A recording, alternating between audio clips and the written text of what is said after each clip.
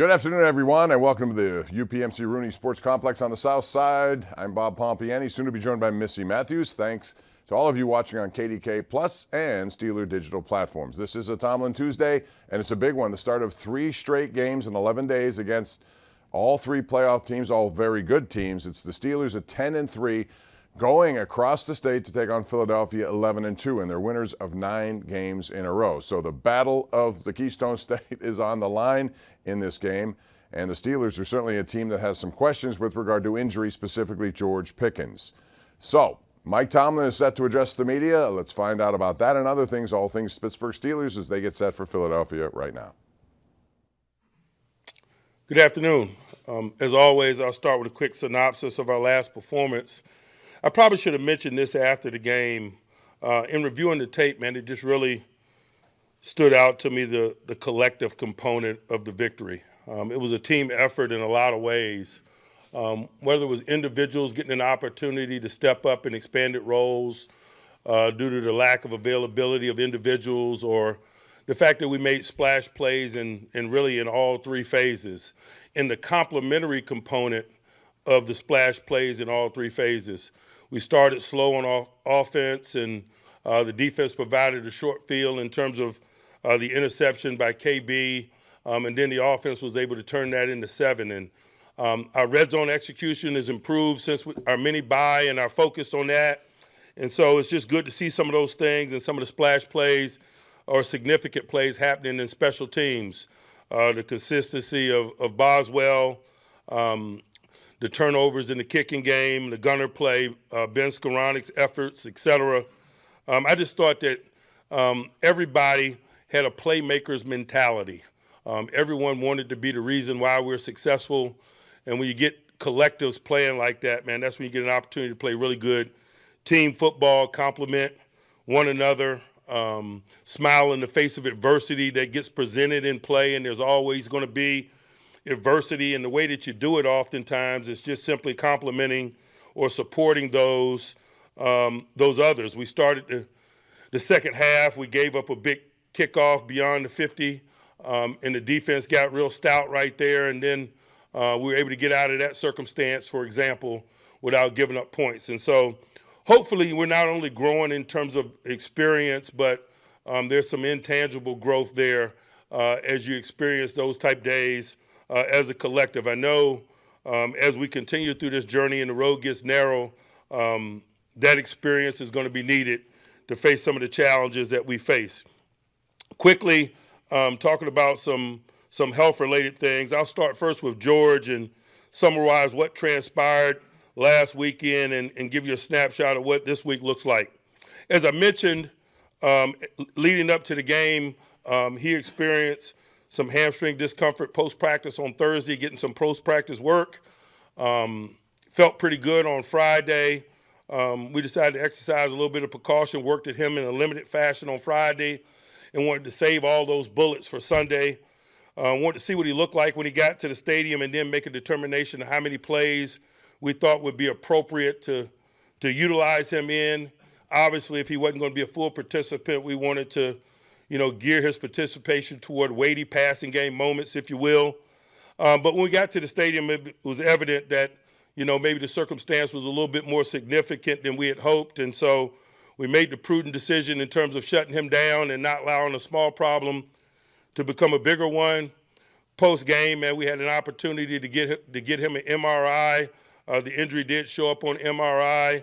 It's a little bit more significant than what we imagined. And so we're just in the mindset now of just getting him healthy as quickly as we possibly can. There's a potential for this week, but it's an outside chance. If you press me, I'd probably say he's out or could be characterized as doubtful as we sit here. But again, like we always do, we'll go through the normal procedure. We'll let participation be our guide in terms of availability, and then obviously the quality of that participation. Some guys that are probably in a little bit better position from a participation standpoint, Larry Ogunjobi with his groin, and Deshaun Elliott with some hamstring tightness. We'll watch those guys, particularly at the early part of the week. And again, hopefully there's an uptick in their participation and the quality of it as we push forward toward game time. Dante Jackson had some spotty availability in game. He was sick on Sunday, but was able to get through. I don't imagine that he'll be limited. And some other guys got some minor bumps and bruises associated with competition. And so, as we always do, we won't waste a lot of time focusing our energies on those not available to us. We'll appropriately focus our energies on those that are, and how we divide that labor up and how we can best position them to perform and play winning football individually and collectively. Now on to the Philadelphia Eagles. Man, really excited about this one, man. This Pennsylvania State Championship. Excited about representing Whippeal in this. I was just joking this morning, man, we could play this game in Breezewood, man. That'd be awesome. They're a really good football team. They need no endorsement from me. They're the winners of 9 straight. When you look at the tape, man, you see exactly why. I'll start first on offense. The acquisition of Saquon Barkley has got to be the most significant acquisition in the NFL in 2024. That's what the tape looks like. He's been dominant, eye-opening at times, obviously. Highlight real caliber plays, long runs, touchdowns, etc. It starts there for us. If you don't minimize him in some way, you're not even going to position yourself to have a chance to be successful. And so obviously he's got a lot of our attention at the early stages of the week. But he can't have the totality of your attention. I remember the last time we were in the stadium with him, I think it was 2020, and he was playing for the Giants, and I think Daniel Jones was a very young quarterback at that time. We were able to focus a significant amount of our energy on him. We're not afforded that this time around. Jalen Hurts, man, is a top-notch quarterback, decision-maker, leader, passer, escape artist. You name it, he's capable of doing it. And so, we have the challenge of working to minimize both guys and making the decisions, schematic decisions associated with what's required to do so. You couple that with dynamic receiving options on the other end of Jalen Hurts' passes in the form of a couple top-notch guys. They've also acquired Dotson from the Commanders. And so, man, they have the type of group that you got to make some real hardcore decisions about working to minimize. And so we're working through that, the strategic component of that. Obviously, you better play well. I've talked about their eligibles, their running back, their quarterback, their receivers, but you can't talk about Philadelphia without talking about their front. They have some of the most dynamic people in football up front. Lane Johnson, being the bell cow of that group. Their offensive line has been stellar for a number of years. They're not talked about enough for obvious reasons. You get an opportunity to talk about the dynamic playmaking of guys like Saquon and see the highlight reel plays like him jumping people backwards, that oftentimes you miss the brilliance of a guy like Landon Dickerson, man, or Lane Johnson. And so we recognize that the game is played up front, that they usually provide the wave that the little men ride. And so we respect that component of what they do and their capabilities in that area as well. On the defensive side of the ball, they got a bunch of young, talented players, a bunch of Georgia guys that I've seen in draft planning over the last several years, ultra talented. They've been talented up front for a number of years. They play a lot of people, and they invest in those people in terms of talent acquisition. The same could be said about this collective. They do a really good job of mixing in some schematics, man. Vic Fangio is a veteran coordinator who's very multiple in terms of the schematic things that he throws at you. I'd be remiss if I didn't talk about the second-level play. I think when you think about Philly's defense, you think about the talent acquisition up front, the quality playmaking of the young people in the secondary in particular. But when I turned the tape on, man, I saw 2 inside linebackers that are productive in all areas. They're high-volume tacklers. They're very good in underneath defense, be it man or zone. They're opportunistic. They create a lot of turnovers for the group. They're really good blitzers. I just got a lot of respect for that collective of inside linebackers and the quality in which they're playing at this juncture. As I mentioned earlier, they got a couple dynamic young playmakers in the back end, and Mitchell and Cooper, and studied those guys in draft prep, not surprised. by the contributions that they're able to provide. Both guys are football players first and cover men second, in that they're very physical for their position. They don't turn down physical confrontation. They display global football awareness that allows them to make plays other than cover people. Cooper has shown a nice knack for screen destruction, for example, a perimeter play, destruction, bubble screens, wide out screens, etc. And so they got a real formidable group. But again, I'm not surprised by that. You're going to have some tangible evidence when you're talking about an NFL collective winning 9 games in a row. We're excited about being in this 5-star matchup this week, and we show our excitement by locking in on our preparation. And so I'm excited about getting started with our players tomorrow morning in that regard. I'll pause and open it up for questions. Mike, when you look at the situation with George, is there a big picture element involved that you want to make sure you're cautious and you don't aggravate with him? No, to be honest with you, no. There's enough things that have our attention in the here and now.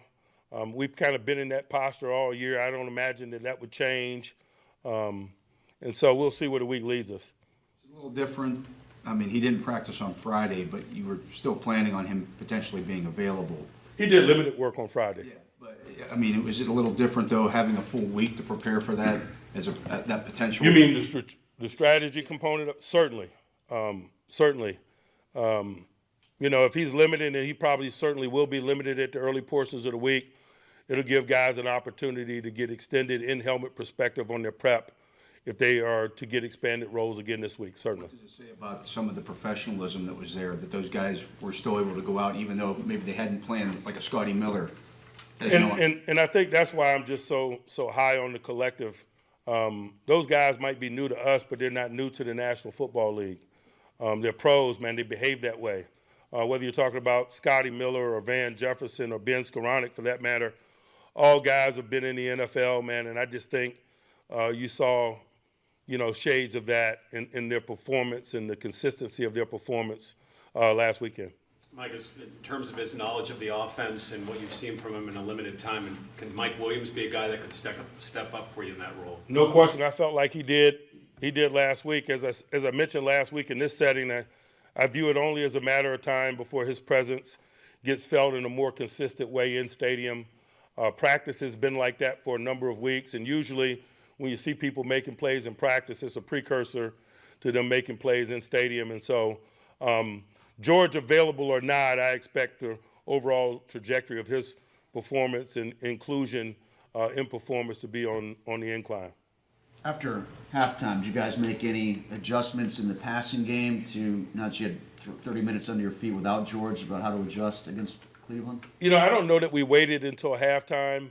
Halftime was an opportunity to solidify some of the in-game adjustments that we were working through in the first half. And so there were no real new discussions at halves, but we did revisit some in-game discussions that we were having in the first half. When you look at obviously the offense as a whole has drastically improved this season, but still no touchdowns on opening drives. What do you guys have to do in order to get off to a better start? We're just going to keep working.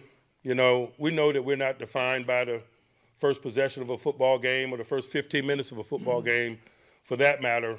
Probably more times than not, you're more defined by the last possession of the game or the last 15 minutes. And so, oftentimes we spend a lot of our time and energy in terms of growth and development in those areas. And, we'll keep working in some of the areas that you mentioned. Mike, you mentioned the Eagles' offensive line. What differences are you seeing from Saquon Barkley running behind this line than maybe you saw his performance with the Giants? To be honest with you, I didn't see a lot and didn't study a lot in the Giants being an NFC team, and so I'm probably not the appropriate person to ask in terms of comparing the two situations for him. How about as far as just what you're seeing from him this year with the Eagles? He's dynamic. He is. He checks all the boxes in terms of physical talent. He's got top end speed. He can hit the home run, is evidence of the Rams game. He's good in tight space areas. He can get downhill. He can lower his pads and run behind his pads. He's got good lateral abilities. He can make people miss. He's just a really complete player. And obviously, been a significant acquisition for them. Mike, along those lines, this will be a test, obviously, for your rush defense. Last year, I think you finished 19th. This year, top 5. Those improvements, is it as simple as Cam Hayward is back and playing at an all-pro level? Is there more to it than that? I haven't spent any time digesting this year relative to last year, to be quite honest with you. Our goal is to be better in all areas every year. And so, that's where our focus is. But as you mentioned, Cam is available and playing at a high level. We've also acquired Patrick Queen and some other significant players that I think are doing a really awesome job. Deshaun Elliott, I think, is tackling at a high level from a safety position. But in terms of comparing it to last year, I hadn't wasted any time doing so. Mike, sorry, go ahead. What's behind, do you think, Cam playing at such a high level at this point in his career? Obviously, I mean, he's kind of built each year when he's healthy, but what does it say about a guy that he's able to do that? I just think it's, business as usual, to be quite honest with you. When Cam's healthy, he plays the way he plays right now. Mike, you guys didn't win as many short distance situations the first time in Cleveland. This time around, each time you guys ran the ball, 3rd and 5 or short, you converted. What did you see an improvement from your offensive line against their front this time around? It's not always an improvement, to be quite honest with you. Sometimes it's just venue. You're in a road game venue. You're working on silent count. You lose the advantage of beating people to the punch. You work in your venue. You get the benefit of a cadence. And sometimes it just is simple as that. Mike Russ has played a lot of meaningful football in December and January. What, from his experience, do you want to see translate as you guys kind of get down the stretch here? I hadn't thought a lot about his experience outside of Pittsburgh, to be honest with you. I didn't want to prejudge him in any way. I've just been enjoying the process of getting to know him and working with him and building new memories and gaining an understanding of what he needs to do in this environment for us. All of us come with something, good experience, baggage, etc. But I've just learned over the years to not spend a lot of time dwelling on some of that and really just give guys an opportunity to find their space in this environment and prosper in this environment. He's done an awesome job of that. Certainly his experience is an asset to him and to us, but it's not something that we spend a great deal of time discussing. As far as a young trio of offensive linemen, Broderick, Mason, and Zach, how have you seen them grow as just lining up together now, a few months now playing together? I just think there's no shortcut to experience. We've been in some hot circumstances with that young collective, as you mentioned. They face some top-notch people. They're going to face some top-notch people this week. But I think anytime you're successful, man, there's growth in it, and we've thankfully had some success. We've faced some challenges, but we've had enough success, man, to keep this group moving and motivated. And obviously I see signs of that growth. They all are capable. That's why we drafted them in the positions that we drafted them. But there's a learning process. There's an adaptation to this environment. And sometimes it's good to go through that with company.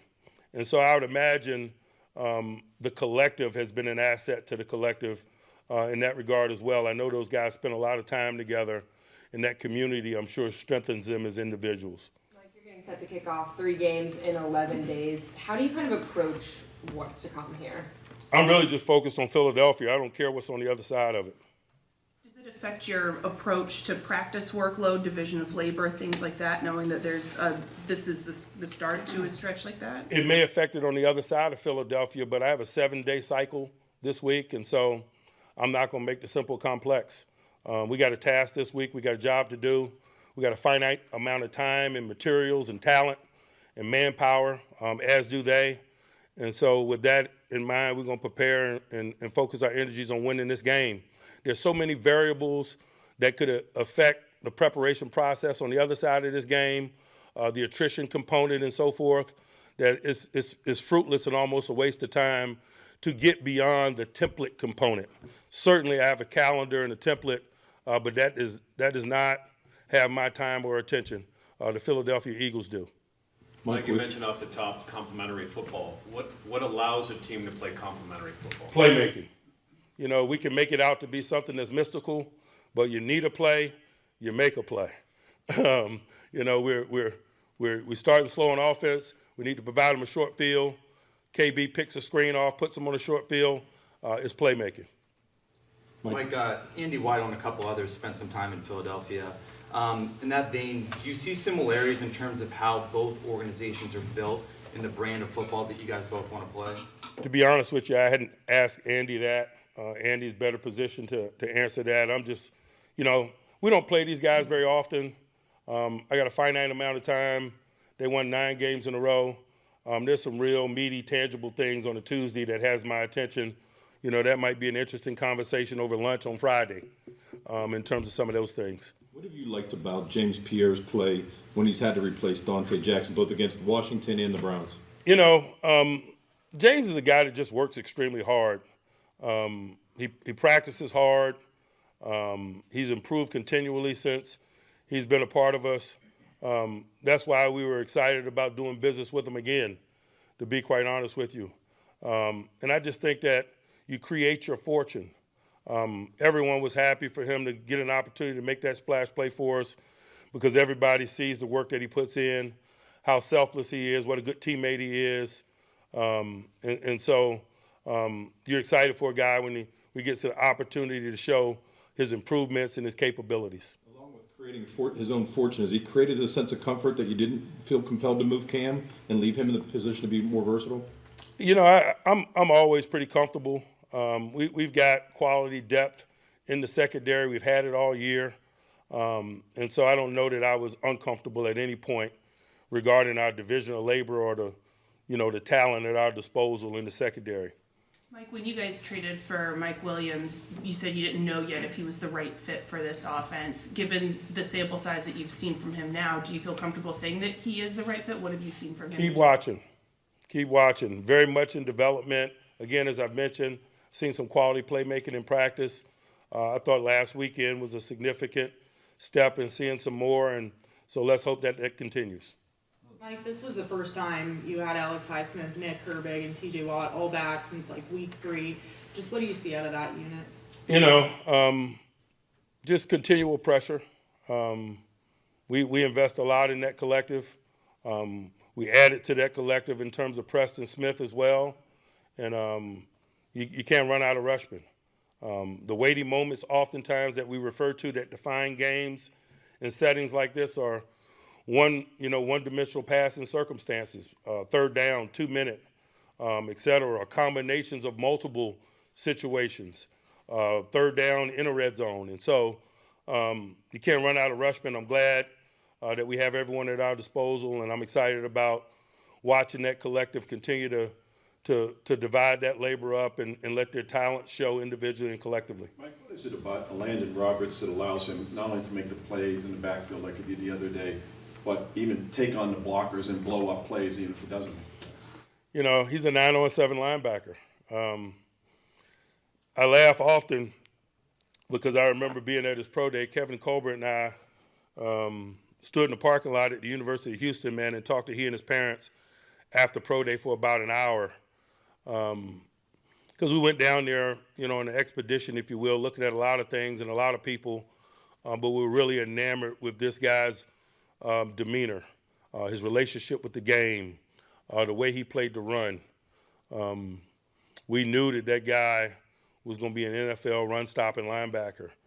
And, almost a decade later, man, he's got a resume that kind of illustrates that. And so that was our interest in him when we acquired him a year ago, and he's done nothing but prove that. And I'm thankful to have him. He shows up in moments, as you mentioned, that 4th down moment. He made a really significant play in a goal line circumstance against Dallas, man. If we recover that ball, man, we might all still be talking about that play. Obviously, it's a big week for him because we play Mr. Barkley. And so saw him in the building earlier. He's watching some tape. He's a professional. He understands his skill set. He understands his role. He's good for team. Along the offensive line, the secondary, we'll often hear about the importance of cohesion and experience. You've infused 2 rookies successfully along your O-line. They've done that in the secondary, 2 rookies. Can you speak about how that either shows up for them or for you guys, how those guys have come together quickly and what they've been asked to do? It's probably indicative of the maturity of the 4 young people that you mentioned, ours and theirs. As I mentioned, I had an opportunity to meet theirs in the draft process. Met Mitchell down in Mobile and interviewed him several times, and went to Iowa and saw Cooper and all of that. And both are mature beyond their years. They got good relationships with the game. They got good football intellect. I think those things could also describe our two. And I think that's usually the case when a young guy positions himself to be a significant contributor to an NFL outfit. There's a maturity beyond their years, and there's a football intellect there that's probably indicative of some really good training and some natural aptitude regarding schematics. You talked about the youth of Broderick Jones and him overcoming trials, but what have you seen from him, especially the past few weeks, that has shown progress? It looks like he's been a bigger asset in the run game and been more consistent for you guys. You know, he's working every day to be better. I'm not trying to tell a story. The growth and development continues. Like both you and the Eagles, the two organizations have kind of built this brand of physical football. What excites you the most about the mano-a-mano component in this matchup? I just like playing good people, particularly this time of year. It doesn't matter to me that it's the Eagles, to be quite honest with you. The people that we play are generally nameless, great faces to us. We focus on the things that we need to do, how we divide our labor up, how we play to our strengths, how we minimize our weaknesses. But I do like playing really good people. I think there's growth in it. Obviously, you got to get the job done. But, man, I think there's significant growth in pitting your collective talents and skills versus big-time opponents, and there's certainly that. Mike, with the number of soft tissue injuries you've had throughout the season, are there any adjustments you make in how you practice or when guys do practice? You know, that is ongoing and continual. But I just think that that's normal business operating procedure. I think if you're going to be good at what we do, you better have a hardcore plan while at the same time being light on your feet to make necessary adjustments. That's why I haven't delved too much into, this 3-game sequence on the other side of Philadelphia because, there's so many variables involved. It's somewhat a waste of time. I'll do what's required this week for the collective based on the information and the players I have available. I'll do the same thing next week, and really it's the same thing regarding a lack of player availability for whatever reason. Anyone else? All right. Thank you. All right, that's Mike Tomlin today getting set for the Philadelphia Eagles. Bob Pompiani joined here now by Missy Matthews, and the big takeaway was George Pickens, who was out last week, and it sounds like he's going to be out again this week. All small chance, but I think they're making a conservative and smart play, looking at the bigger picture as opposed to just one game at a time. Yeah, I think especially after he said when he was limited in practice on Friday, they thought he could have some manageable reps, but decreased on Sunday. As he said, wanted to save those bullets. But when it came time for pregame and to make that decision of who was active and inactive 90 minutes before the game, they decided to deactivate him, and the MRI showed a little bit worse than what they thought. So as you said, probably smart. You know what's to come over the next few weeks. So. Yeah. Probably not going to see him in Philadelphia. And, obviously he's such a big part of it. When he's in there, even if he doesn't make plays, he's taking attention away from other guys who can make plays. We saw guys step up this week, and I think Mike Tomlin was very encouraged by guys like Scotty Miller, who found out real late in the game that he was going to actually be in the game, made a huge catch on, I think it was a 3rd and 8. And you saw also Mike Williams, and he said, keep watching. Mike Williams is going to be hopefully a bigger part for them because they're going to need it if George Pickens is out for these games, which are all significant. Yeah, in Cincinnati, it was 10 different guys caught a ball in 9 against the Browns. And as you said, without George Pickens and the offense, slow to start, but they definitely were able to amp things up. Even Van Jefferson, 1 catch, which was a touchdown. They all, really, as a collective, as Coach Tomlin said, put their hand in the pile. All right, we're going to put our hand in the pile. When we come back, we're going to talk about Mike Tomlin's press conference, some of the things he talked about. The Philadelphia Eagles, a very good football team that's won 9 in a row. It's all coming up as we continue with our coverage of this Tomlin Tuesday here on KDKA Plus and all your Steeler digital platforms.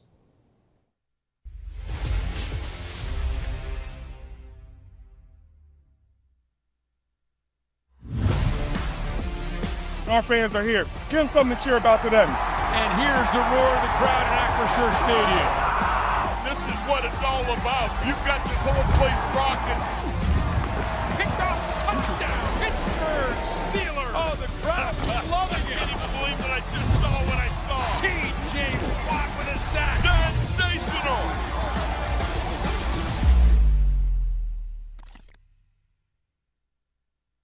Russ, this is a road that you played against Cleveland when things were much better coming out of the locker room in the second half than going in. What did you guys do at halftime in terms of adjustments to make things go smoother in the second half? We just made plays. I think, that defense is really good. They're really talented. They're coached extremely well. They make a lot of plays. They got good pass rushers, all the things they do. And we knew it was going to be a battle. We knew it was going to be, a tough physical game throughout the game. We just had to answer the call. And defense did a good job of giving us some turnovers. When Keanu got that interception, that was a huge play. And then we go answer. And then I think TJ and Cam and all those guys just did a great job. Alex being back in there, and then offensively, I thought our offensive line did a tremendous job, especially when we got to the second half. We were able to get some real good runs in there and get some big first downs. We went tempo. I thought Arthur Smith did a great job of getting us into plays and getting us into situations as well. And we just took advantage of some of the looks that we had. And they did a good job, just kind of stopping us. We, had some stuff there early and felt like we weren't hitting it as much, and we just, they made some plays. They made some plays early, but I thought that that's an interesting ringtone right there, brother. You got the train ringtone. But I thought that we did a really good job of responding, and I think that's what we've done all year throughout the season. Your running today, was that just taking also advantage of opportunities, or was that something? Yeah, I think that it was it was something that they were crowding the box and all that kind of stuff, and we had the run that I pulled in on the third down and short. I think it was 3rd and 2 or something like that. Arthur got us to the line. We had a call there, and Miles went down. I ended up pulling it. I tried to cut back and didn't know what was behind me necessarily, so I went down, slid, and just got the first down. And I think down in the red zone. Hi, folks. Welcome to the Pittsburgh Steelers Hall of Honor Museum. Now this is the best era. I couldn't agree more. Those teams were unstoppable. The teams were really good in the 90s. Come on, you couldn't catch those teams of the 2000s. Literally. The 70s were the best. No way, the 2000s. Whoa, stop fighting. I think every era was pretty sweet. You said it, kid. Hope you guys enjoyed yourselves. Wait, your T?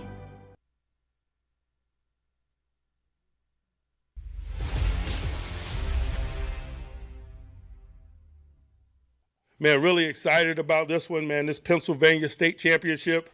Excited about representing Whippeal in this. I was just joking this morning, man. We could play this game in Breezewood, man. That'd be awesome.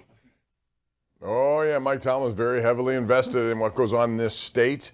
And he knows it's West versus East, and WPIAL, although not so much this year, but in the past, has had their way in Philadelphia, and he's going to be looking to do the same. And I think when he says Breezewood, everybody knows exactly the exit, what fast food chains are there, and different parking gas lot, stations. it doesn't matter. Everyone right? has been there at some point. Yeah, exactly. And normally it's because you're stuck a little bit, need a break, got to get a coffee or something else. Right. But anyway, he'll play it anywhere, and they're going to play it this week in Philadelphia. And we'll get into that matchup. But first, let's talk, Missy, about what happened last week. And Mike Tomlin continues to really talk about complementary football. And I think if you really wanted an illustration, you'd have to look at this game against Cleveland, because turnovers turned into points for the Steelers. They needed something big. Keanu Benton started it. Landon Roberts had a 4th and 1 stop. All these big plays, but the offense came on and then turned it into points. Yeah, as you said, taking advantage of getting the ball back for the offense, because even, those first few drives, the 3 and outs really hurting them and getting the defense quickly back out on the field. And we understand how they operate at a higher level when they're not out there all the time. And luckily for, the outside linebacker position, you got Alex Highsmith back. His impact was made on that first drive, but for the offense to get those points, hopefully it's something where they can figure out how to get it going and find the end zone a little bit earlier. But the fact that they were able to do it, the complementary football that he always talks about, Chris Boswell continuing to be automatic, knock on wood, not dealing with some of the issues that kickers really around the entire league have been dealing with. And I don't think it hurt that, it was a 50-degree day in December in Pittsburgh. Yeah, you came in here today and you said, there's an epidemic around football and kickers, and a lot of them are missing kicks left and right. Philadelphia has their issues too with a veteran like Jake Elliott. I mean, we saw it with Boswell here a couple of years ago, even the best of them. Tucker's having his problems, but that's a nice asset to have, especially when you anticipate a tough game and maybe a one-score game once again. You talk about the offense. Russell Wilson, the one thing that looks more and more apparent, he's such a poised quarterback. He's been around a long time. There's nothing he has not seen. And I think that showed up in this game when they were going back in the first half. You know, a lot of back and forth, punt. I think there were 8 punts in the first quarter and 5 minutes of this game. And then all of a sudden, opportunity started knocking. And that's when he takes advantage. He was known as Red Zone Russell largely in his career. We saw that in this game. I think, too, also to go along with that is the trust he has in all of the wide receivers not named George Pickens. Scotty Miller has not had a helmet in quite some weeks. I think that was his first catch since September or October. Even, Van Jefferson, Ben Skoranek, not just a special teams guy. He's also a guy who can always be there as well in the offense, not just his blocking, but catching as well. And Mike Williams, I think people are still wanting to see a little bit more from him. Coach Tomlin asked a few times during today's press conference about 18 and just said keep watching. But Russell Wilson had faith in him when Kelvin Austin got hurt in Washington. That game-winning touchdown drive, barely on the team for more than 3-4 days. So hopefully that's something that continues, especially if this hamstring injury is something that George Pickens has to manage and deal with. Yeah, obviously running back for the bigger games. They're all big, but if you get in the postseason, which they're destined to do, it seems you want to have him healthy there. Saw some of those throws, and I thought, let me ask you what you thought your best Russell Wilson throw was. I thought it was the touchdown to Freiermuth. There were some good ones along the sidelines, but that he had to seam it right in there between 2 guys. Yeah, that one, even the one to Scotty Miller on the sideline where it was, there was not a lot of room for error on either party's part. But I definitely think he got more comfortable, and he does have that poise that you talked about, the veteran leadership where he can change things at the line, but also keep the guys calm. He's very positive, very enthusiastic, and even on the sideline, he talks to every different position group while the defense is out on the field to pump them up, remind them, what they're doing and what they need to see. I also think it was important. Dan Moore, the last time they saw Cleveland, I mean, it wasn't just him, but it was in his area.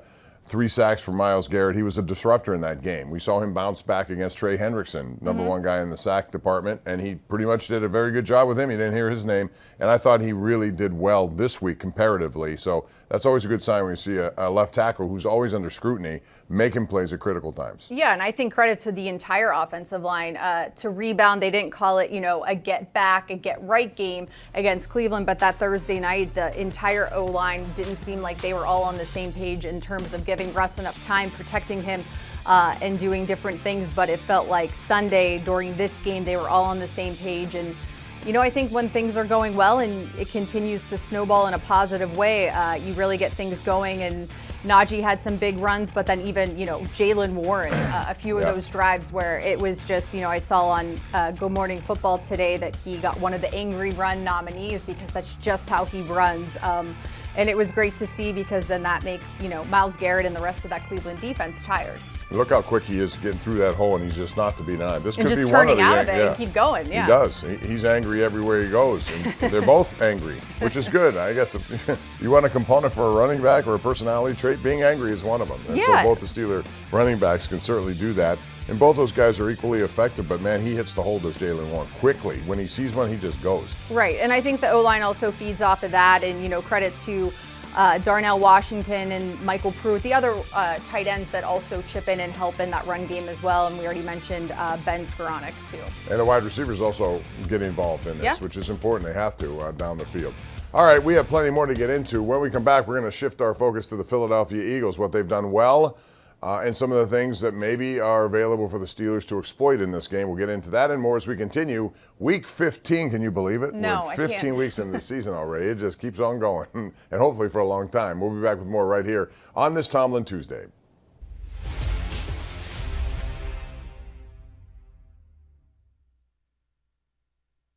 Want to get gear direct from the team? Shop all things black and gold at the official Steelers Pro Shop located at Acrisure Stadium.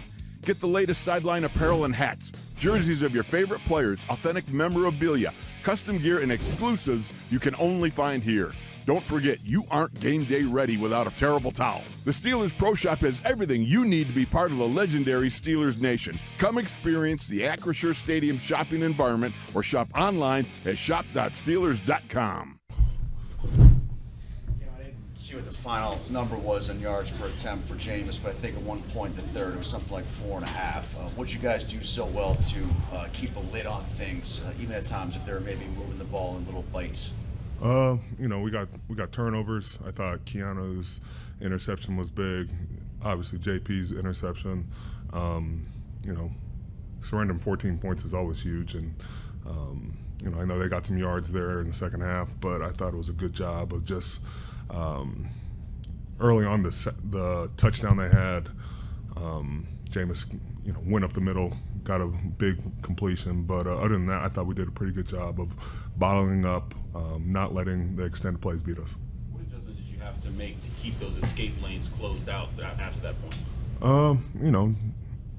I think it was, a coordinated rush, outsides, not getting too far afield, the inside pressure, understanding you might have two gaps instead of one. That's all got to be talked about. You got to run coordinated games along with it. I thought we did a pretty good job of that today. Cam, is Keanu showing off a game ball in there, or?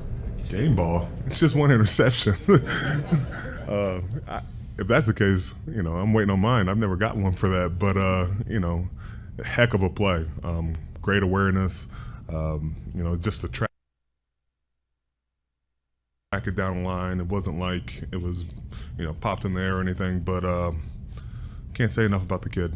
He works his tail off, and I know he wants big plays all the time, but it was a big play for us in this game, and luckily to have that kid on our sideline.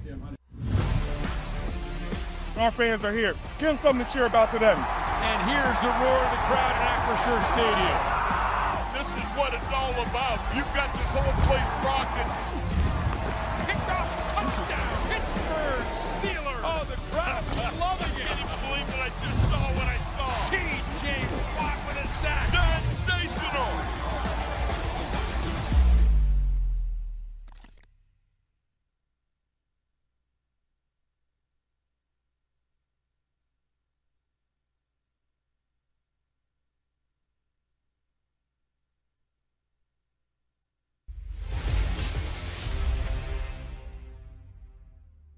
I'm thankful to have him. He shows up in moments, as you mentioned, that fourth down moment.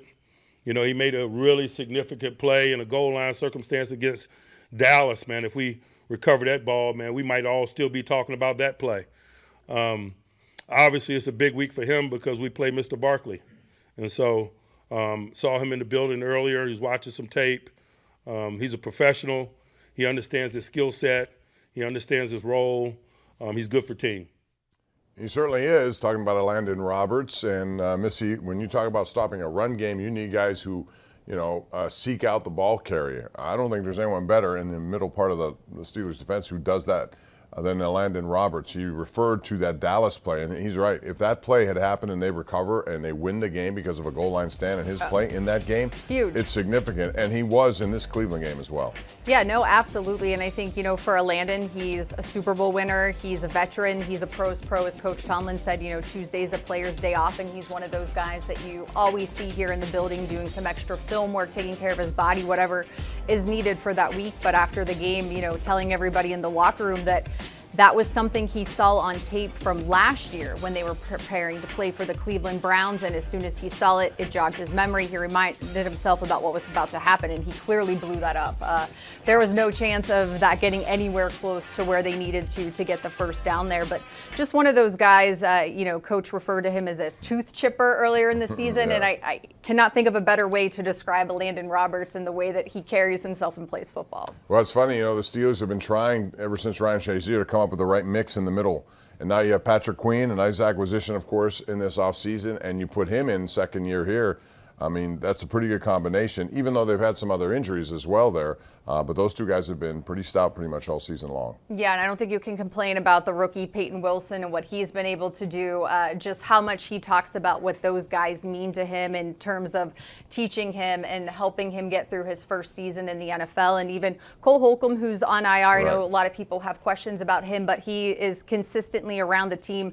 Even on Sunday, Minkah Fitzpatrick was walking up to him on the sideline with a surface to ask what he saw on a play. So Cole's one of those guys that's very engaged as well. Yeah, I think young guys really appreciate that when older people will make it easy for them and, almost take them under their wing throughout the course of a week, not just on game day, but all this preparation that goes on. Peyton Wilson has made very clear that those guys are very helpful to him, and you see that on some of his plays. You know, he's a rookie, had some injuries, knock on wood that hasn't happened, and you show his speed sideline to sideline. He covers people very well, and the interception on Justice Hill was probably the best play of any linebacker this year when you think about it. Yeah, no doubt. And I think just the progression that he has made too. You know, sometimes for a rookie it's hard to really break in, but you saw that they trusted him.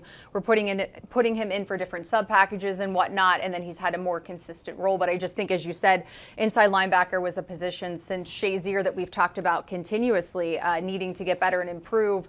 And knock on wood, they seem to have the right mix this year. And we couldn't go without talking about Cam Hayward, because still he does his thing. And even though he thought Benton shouldn't have gotten a game ball, maybe only one interception, come on. But I mean, I understand what he was talking about there. Benton was a huge play.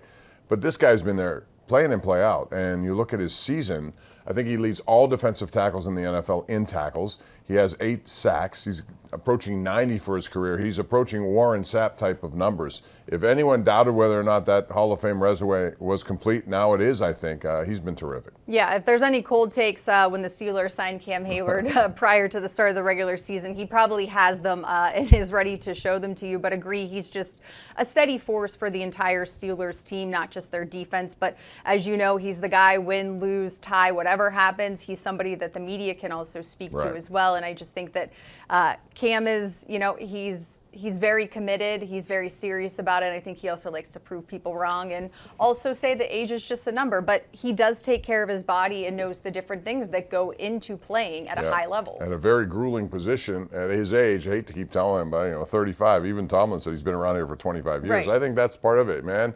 You're one of those guys who gets better with age, and he's done that so far in his career. All right, we'll take a break. When we come back, we're going to talk about the Philadelphia Eagles and what they've been doing well.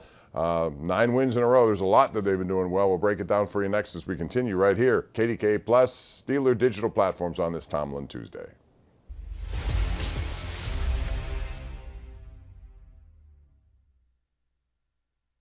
Want to get gear direct from the team? Shop all things black and gold at the official Steelers Pro Shop located at Acrisure Stadium.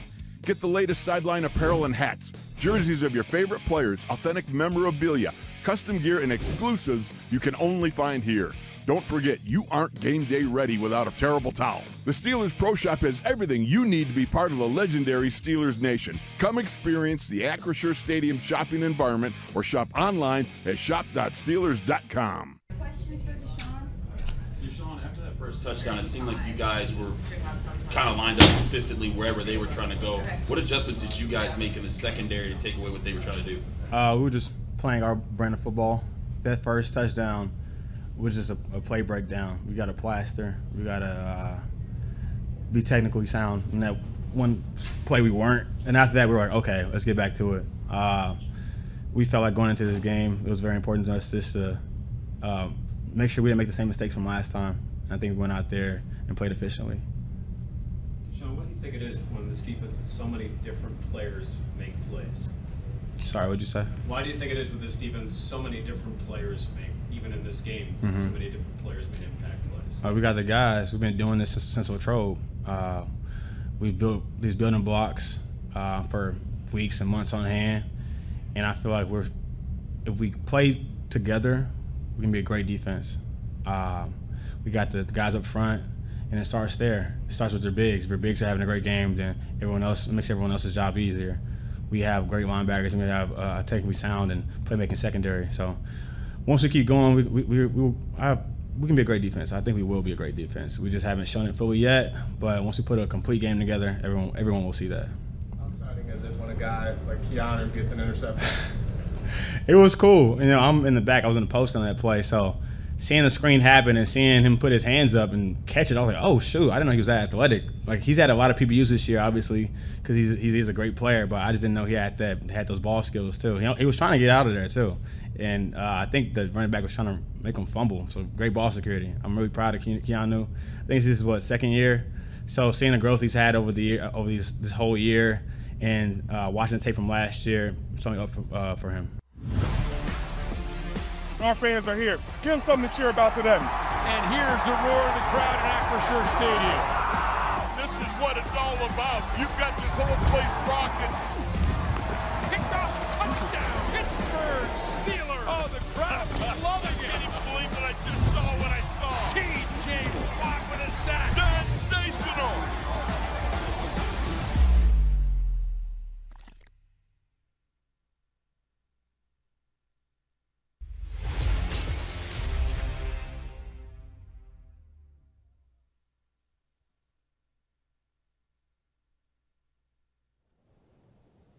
All right, Mike Tomlin, welcome back. Talked a lot about the Philadelphia Eagles, and obviously when you talk about them, you're talking about Saquon Barkley. Who would have thought? He called it the most significant offseason acquisition, and it's hard to go against that. Agreed. Almost 1,700 yards already, and I know Eric Dickerson played in fewer games, but still, 2,100 yards is where his pace is. He would have to go over 100 in each of these games. The Steelers want to make sure that that does not happen against yeah, them. absolutely not. But I think, the Steelers have played against Derrick Henry. They've gone against some guys that you can't. Saquon is in his own level, especially this season. But every time, I watch an Eagles game or see highlights of Saquon on whatever show, you go back to the Hard Knocks that the Giants were on this offseason, going through free agency and the draft, and, their owner just saying, if you can't sign him, just do not let him go to the Eagles. I won't be able to sleep at night. And I'm sure every time he watches an Eagles game or has played them, he is having the same nightmare over and over again. Just,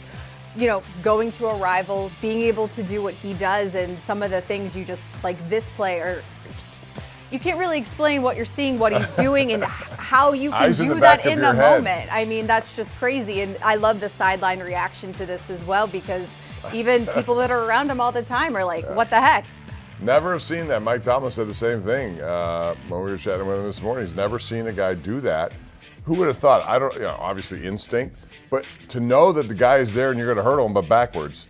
Right. Man. That's a lot of trust. That's a lot of trust in indeed. yourself. But it's not just him, too. I mean, they're going to use him to set up other things, and they have weapons all over the place. Dallas Goedert, one of our favorites, is on the IR, so he won't play. Unfortunately, you didn't get to talk about him this week. No, not this week, but I mentioned his name. But you got A.J. Brown, you got Devontae Smith. You got players who are going to make plays, and their offensive line is a good one. So if you really put too many people in the box against Saquon Barkley, you could go down the field in one-on-one coverage, and those guys are dangerous. Yeah, and I think, this isn't a rival team that you're intimately familiar with. It's somebody you don't see all that often. Of course, you've seen some of these players throughout the years and whatnot, and it was, 2 seasons ago the Steelers played in Philadelphia, which did not go well, as has the last number of games since 1965, I think.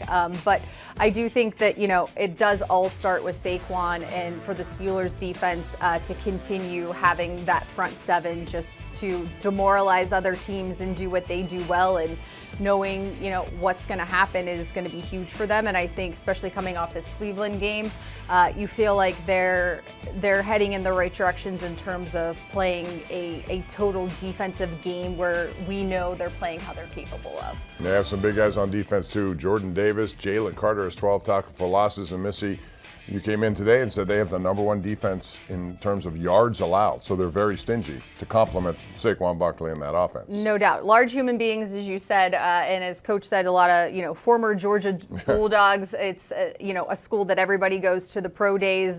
Those guys are heavily, drafted, recruited and whatnot, so it will be interesting to see how things play out on Sunday. A 5-star matchup. It is a 5-star matchup, and Steelers are underdogs in this game, so they'll probably use that as some sort of motivation. When we come back, we'll wrap it up and take a look at the injury situation one more time in case you missed it, especially with George Pickens. That's all ahead right here on KDK Plus and your Steeler digital platforms.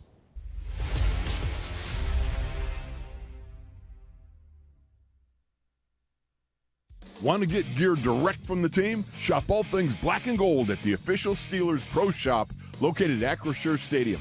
Get the latest sideline apparel and hats, jerseys of your favorite players, authentic memorabilia, custom gear, and exclusives you can only find here. Don't forget, you aren't game day ready without a terrible towel. The Steelers Pro Shop has everything you need to be part of the legendary Steelers Nation. Come experience the Acrisure Stadium shopping environment or shop online at shop.steelers.com. What do you make of just the constant takeaways from you guys as a defense? 3 more today, and just the way you guys have been playing all year long that way. I mean, Keanu Benton, what a hell of a play by him, and then obviously the others as well. But just an opportunistic group, guys that want to make impact plays, and they do it in the big moments. How great was it to have Alex back out there and make such an impact as well right away? Huge. I mean, I think it was the 3rd play of the game. He had a huge sack, and he was applying pressure all day. We know he's a great pass rusher and a run defender when he's out there, and I'm just glad that he was out there today with us. For you guys to own this series at home, 21 straight regular season home wins over these guys, is it a mental thing, both sides, for you guys to feeling confident, maybe them just feeling like, man, can we do this? I don't know. I mean, no game in the NFL is easy. It was a tough challenge today, and happy to get the win. DJ, I'm sorry if you've been asked this, but did you feel like for the defense, your tackle on first down on the first play of the game kind of set the tone for how you guys were going to play it today? I don't know. I mean, I just want to come out and get involved as early as possible, as I try to do each and every week. And we just came out energized as a group from the start. Was that kind of a layover for? I mean, I think up there you guys have one tackle for a loss. You got rid of we already have a tackle for a loss right out of the gate. I mean, you played on that side of the line of scrimmage. We just want to be aggressive each and every week, and we know it wasn't acceptable when we were up there, and we wanted to right it, and we wanted to show that we were a better defense than we showed that day. And overall, obviously, we came out with a win, and it was a much better performance. I have a resume of being ball aware and feeling when it screens. So. Ever have an interception? In high school, not in college or in league yet until today. As a nose tackle? As a nose tackle, yeah. Yeah, what is it with this defense making so much plays like that? You guys seem to do it every single week to kind of split the offense. Yeah, I feel like everybody had their turn, and you never know when it's going to come. So we just make sure we stay high energy through the ups and downs and not get too high, not get too low. Hi, folks. Welcome to the Pittsburgh Steelers Hall of Honor Museum. Now this is the best era. I couldn't agree more. Those teams were unstoppable. The teams were really good in the 90s. Come on, you couldn't catch those teams of the 2000s. Literally. The 70s were the best. No way, the 2000s. Whoa, stop fighting. I think every era was pretty sweet. You said it, kid. Hope you guys enjoyed yourselves. Wait, your T?